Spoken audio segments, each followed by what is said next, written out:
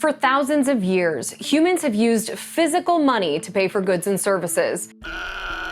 But in a time where we can answer an international call from our watch, do we really need this wad of cash? I don't mean subbing it with Apple Pay or swiping your credit card, things we already do in lieu of paying with cash.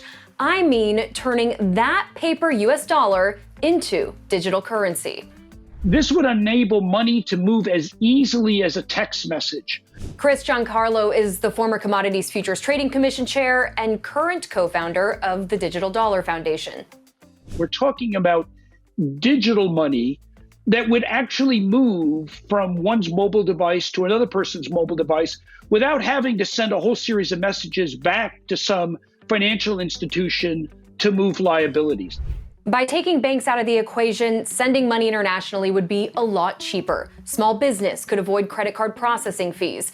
And for millions of Americans without bank accounts, a digital dollar could allow them to shop online for the first time. Unlike cryptocurrencies, this would be backed by the full faith and credit of the government. We're looking at it very carefully. Yes, the U.S. Federal Reserve is considering a central bank digital currency, or CBDC. In fact, President Joe Biden issued an executive order in March 2022 strongly endorsing U.S. development. We're evaluating both the policy issues and the technology issues, and we're doing that with a very broad scope. We have not decided to proceed, and we don't see ourselves as making that decision for some time. But that also means the U.S. is behind more than 50 other countries that are developing, piloting, or have even launched CBDCs. Most notable being China, which has more than 250 million people piloting its digital yuan.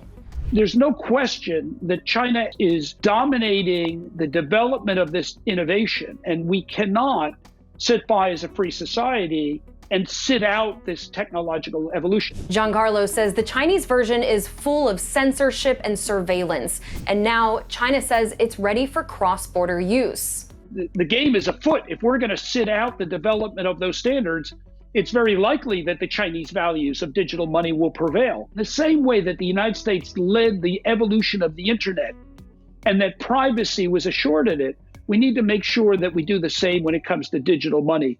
Of course, not everyone thinks the U.S. should get in the game. I remain skeptical that a Federal Reserve CBDC would solve any major problem confronting the U.S. payment system.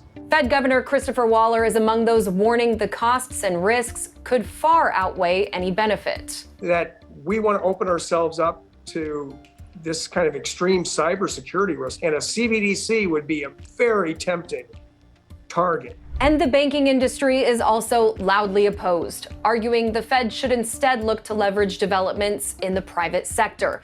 But while the U.S. studies its role in the space, the international community is busy making breakthroughs. After months of experiments, international banking system SWIFT is claiming they can be the single gateway for a global CBDC system.